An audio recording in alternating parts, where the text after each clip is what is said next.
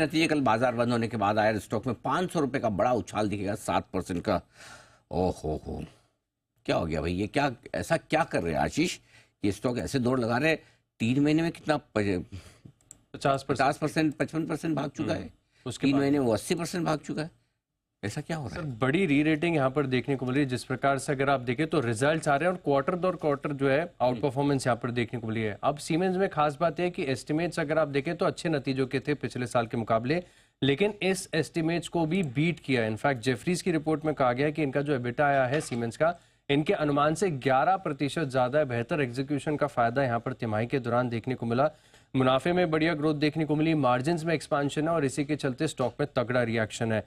Jefferies की तो report देखिए मैंने आपको सुबह ही बता दी थी, जहां पर एक खरीदारी के राय के साथ टारगेट प्राइस 5,575 से बढ़ाकर 8,000 कर रहे हैं।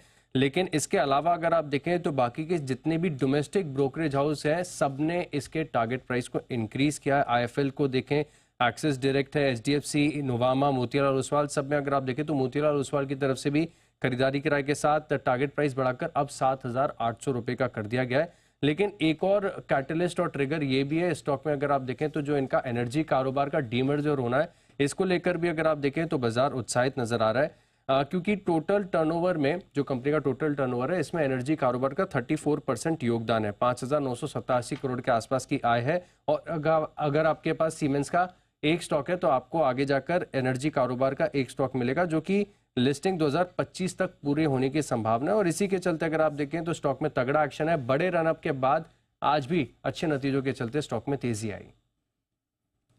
ओके, सीमेंस है वो स्टॉक्स जहां पर बढ़िया तेजी बनती दिख रही है।